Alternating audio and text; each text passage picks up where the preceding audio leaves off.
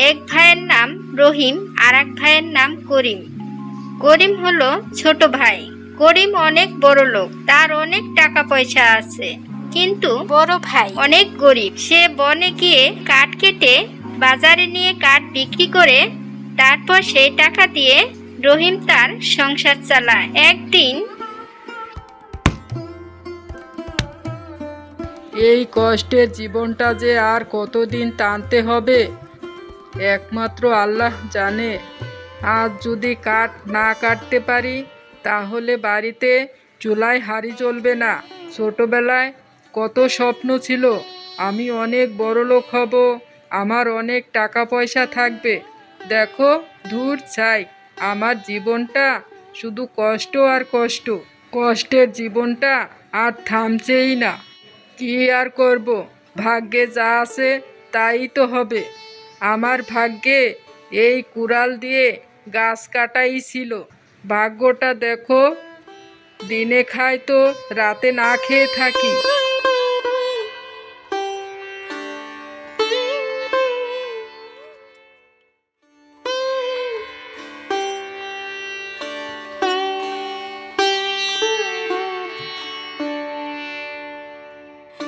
এরপর রহিম কাঠ বাজারে নিয়ে বিক্রি করে কিছু সবজি এবং কিছু চাল নিয়ে যায়।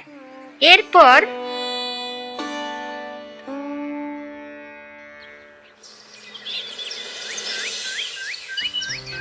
শোনো, আজকে কাঠ বেশি কাটতে পারিনি, অল্প কিছু কাঠ কেটেছি, আর সেই কাঠ বিক্রি করে যা পেয়েছি তাই দিয়ে কিছু চাল আর কিছু সবজি এনেছি। এগুলো ঝটপট রান্না করে নিয়ে আসো তো, খুব ক্ষুধা লেগেছে। শোনো বউ, তুমি কষ্ট পেও না, তোমাকে আজ কতদিন একটু মাছ খাওয়াতে পারতেছি না। মাংস তো দূরের কথা, একটু গুঁড়া মাছও খাওয়াতে পারছি না।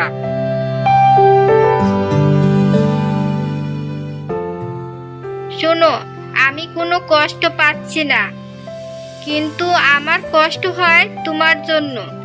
তুমি এত কষ্ট করো, বনে গিয়ে কাঠ কাটো, তোমার তো ভালো মন্দ কিছু খাওয়ার দরকার, কিন্তু তুমি সেটা খেতে পাচ্ছ না, তাই আমার তোমার জন্যই কষ্ট হয়। শোনো, আমার কোনো কষ্ট হয় না, আমি তো বাড়িতে থাকি, আমি তো কোনো কষ্ট করি না, আমি ক্ষুধার যন্ত্রণা সহ্য করতে পারি, কিন্তু তুমি এত কষ্ট করো, এত কাজ করো, তুমি ঠিক মতো পেট ভরে দুবেলা দুমুঠো ভাত খেতে পারো না। আমার তোমার জন্য খুব কষ্ট হয়, কিন্তু তুমি কষ্ট পেও না।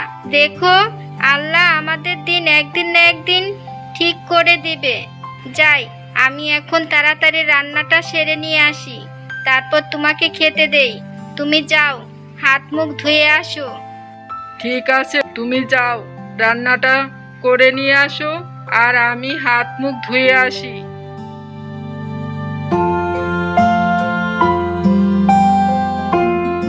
শুনো, বাবা তো মাঠে 1 বিঘা জমি রেখে গেছে, ওই জমি তো করিমই খাইতেছে। তাই করিমের কাছে কালকে গিয়ে বলবো। করিম এখন পর্যন্ত ওই জমির ভাগ আমাকে দিচ্ছে না। শোনো, তুমি মিছে মিছে ওর কাছে জমির ভাগের কথা বলো না, ও তোমাকে কোনোদিনই ওই জমির ভাগ দেবে না।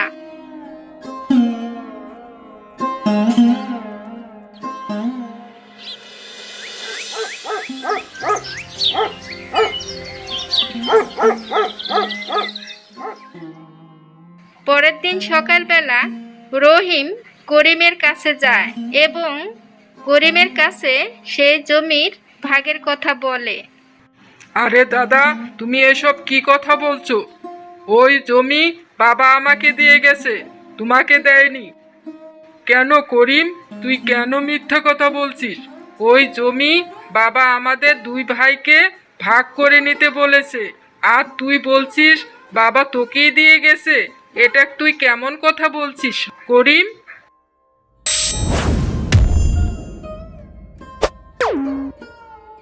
শোনো, আমি ঠিক কথাই বলছি, বাবা ওই জমি আমাকে একাই দিয়ে গেছে, তোমাকে দেয়নি। শোনো, তোমাকে এই বাড়িতে থাকতে দিয়েছি দয়া করে।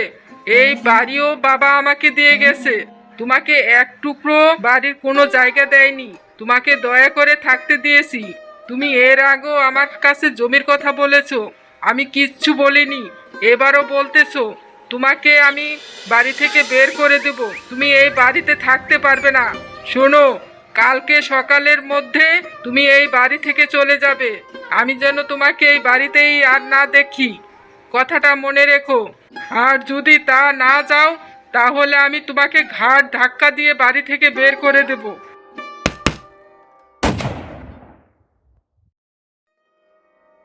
তুই এ কথা কেমনে বলছিস? আমি বাড়ি থেকে বেরিয়ে যাব? কোথায় যাব বলে দে তুই আমাকে।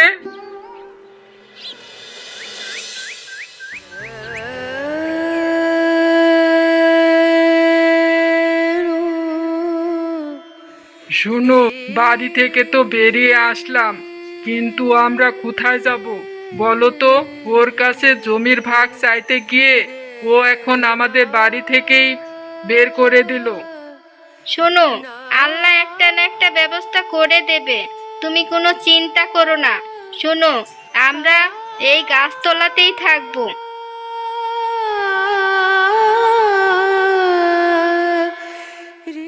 এ তুমি কি বলছো বউ? এটা একটা গভীর জঙ্গল, এখানে আমরা কিভাবে থাকবো? সে একটা না একটা ব্যবস্থা হবেই। এভাবে দুজনে কথা বলতে থাকে।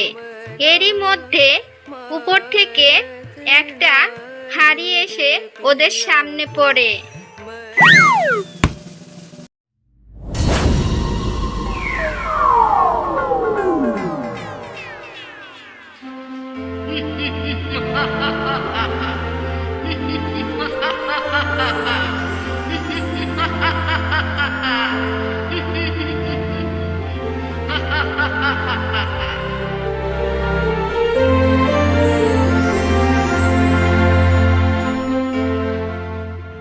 আরে, কে তুমি? আমি জিনের বাচ্চা। আমি তোমাদের সাহায্য করতে এসেছি, তোমরা ভয় পেও না। তুমি কেন আমাদের সাহায্য করতে চাও?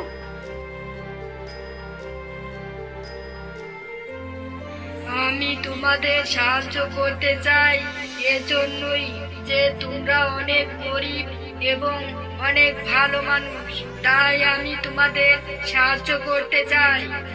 তুমি কেন আমাদের সাহায্য করতে চাও? কেউ কি কারো এমনি এমনি সাহায্য করে? হ্যাঁ করে। এই পৃথিবীতে এমন মানুষ এখনো আছে যারা অন্যের দুঃখ কষ্ট দেখলে তাদের সাহায্য করে তারা শান্তি পায়। অন্যের দুঃখ কষ্ট দেখলে সাহায্যের হাত বাড়িয়ে দেয়, তাই আমিও তোমাদের সাহায্যের হাত বাড়িয়ে দিয়েছি। আমরা অনেক সম্পদের মালিক হতে চাই না, আমরা শুধু একটু শান্তিতে বাঁচতে চাই। হ্যাঁ, সেটাই হবে। আল্লাহর রহমতে তোমরা শান্তিতে থাকতে পারবে।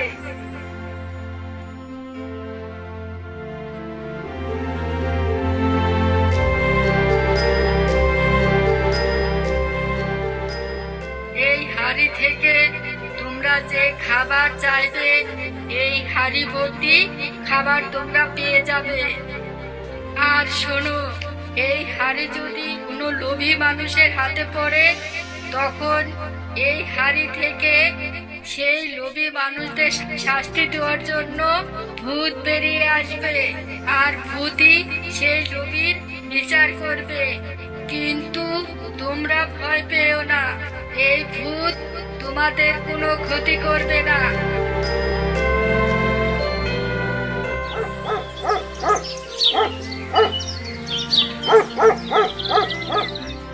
এরপর তারা বাড়ি ফিরে যায়। আর বাড়ি গিয়ে, শোনো, এখন তো অনেক রাত হয়ে গেছে, এখন আর করিমকে ডাকার দরকার নেই।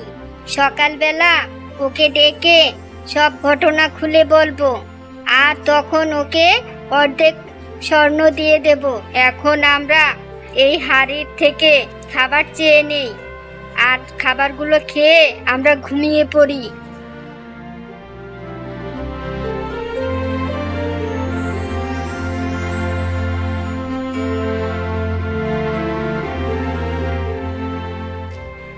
এভাবে তারা দুজন যখন কথা বলছিল, তখন ওর ছোট ভাই করিম জানালা দিয়ে সব ঘটনা নিজ চোখে দেখে নেয়।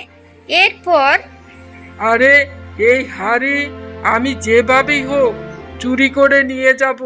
আরে তুমি আমাকে দয়া করতে চাইছো? চাই না তোমার দয়া, আমি এই হাড়ি নিয়ে যাব। এটা আমার হাড়ি হবে, আমি কারো দয়ায় থাকতে চাই না।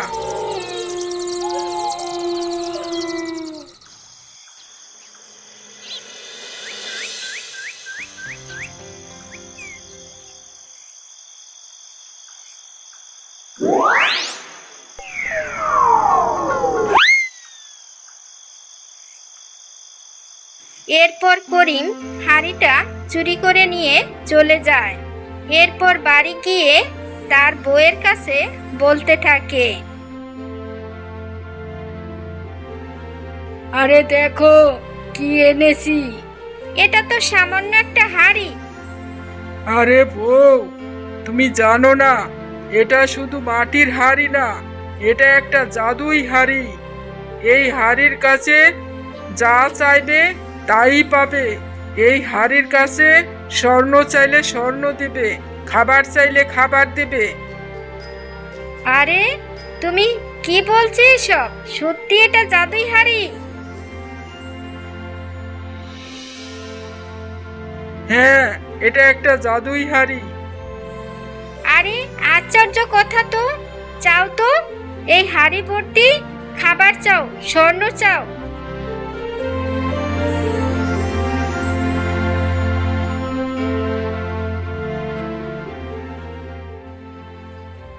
এরপর হাড়ির কাছে ওরা যখন হাড়ি ভর্তি স্বর্ণ চায়, তখন হাড়ি থেকে ভূত বেরিয়ে আসে।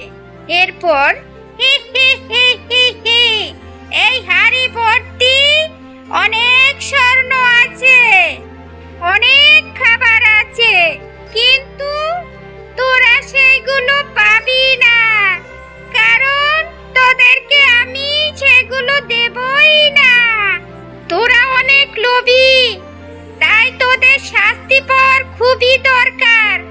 তাই আমি এখন তোদেরকে খেয়ে ফেলবো এক্ষুনি।